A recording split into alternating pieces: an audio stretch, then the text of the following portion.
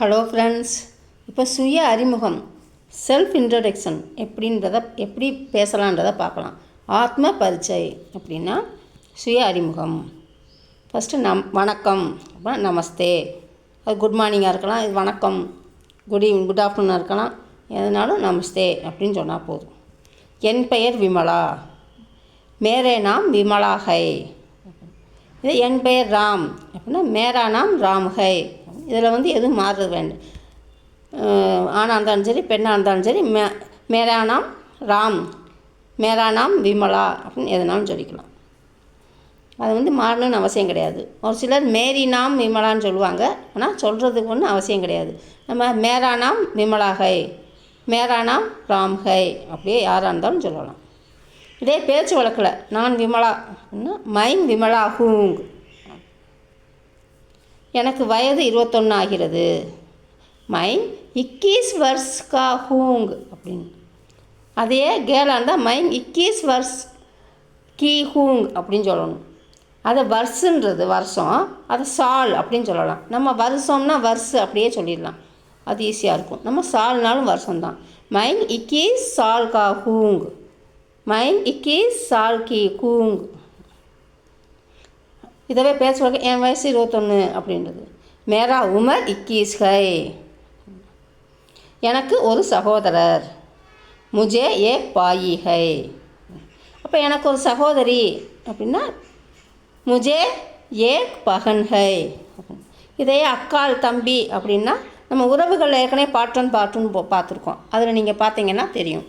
முஜே ஏக் படே பாயி high அப்படின்னா அண்ணன். முஜே ஏக் சோட்டா பாயி high அப்படின்னா தம்பி.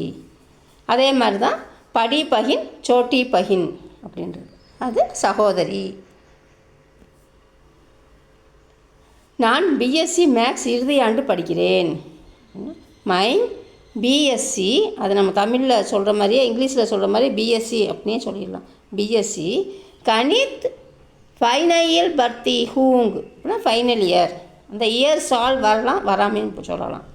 கணித் ஃபைனல் பர்த்தி ஹூங்.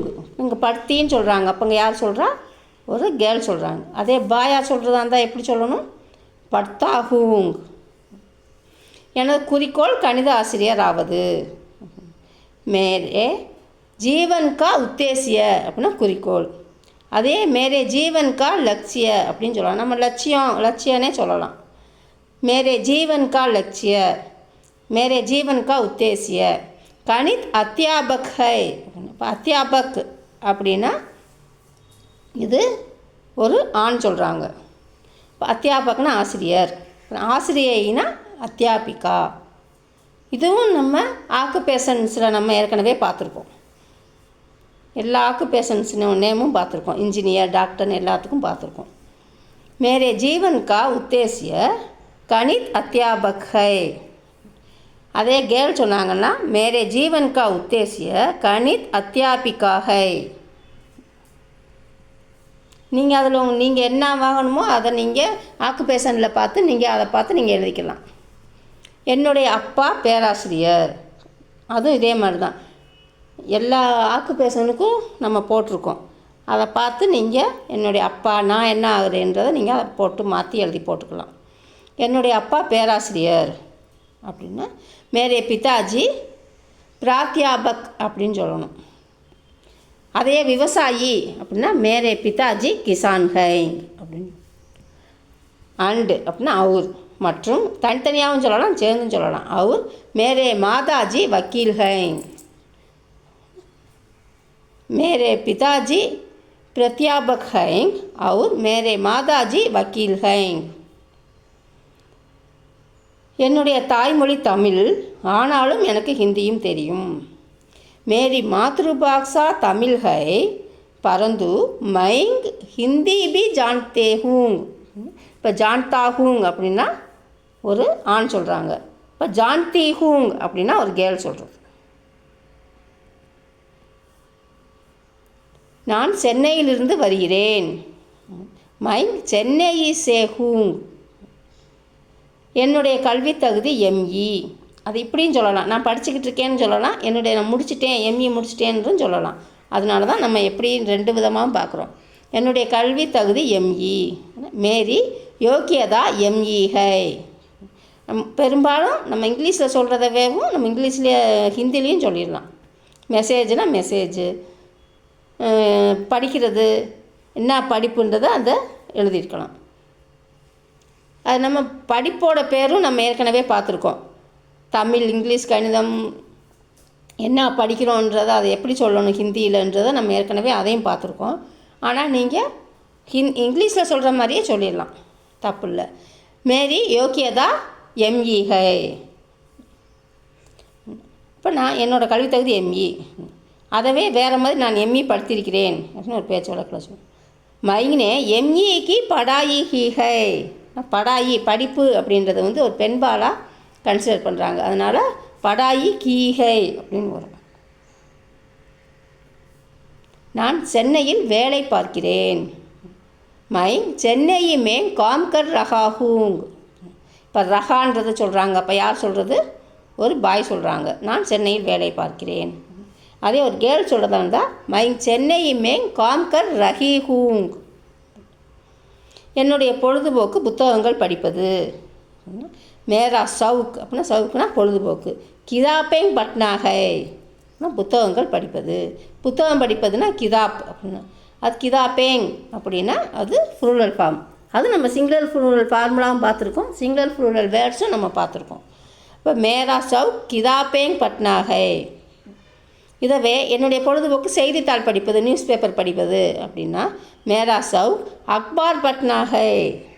அக்பார்னா news paper. எனக்கு டிவி பார்ப்பது மிகவும் பிடிக்கும்.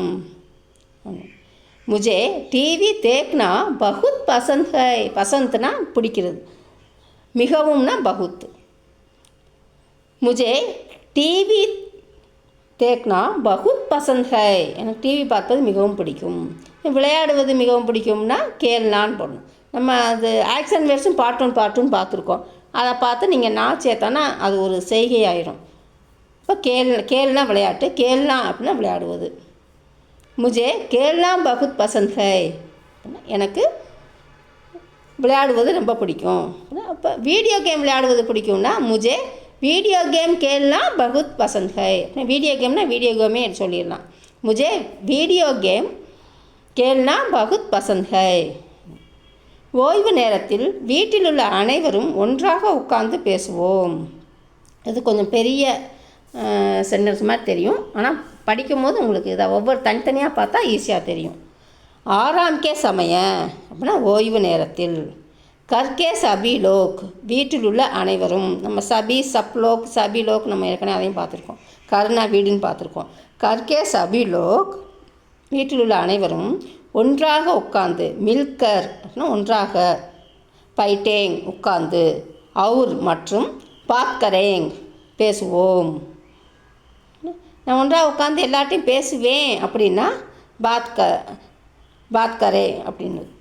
அப்போ பாத்கரேங் அப்படின்னா பேசுவோம்.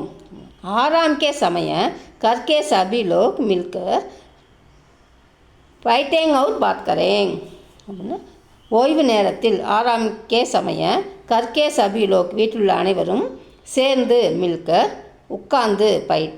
பைட்டேங் அவுர் மற்றும் பாத்கரேங் பேசுவோம்.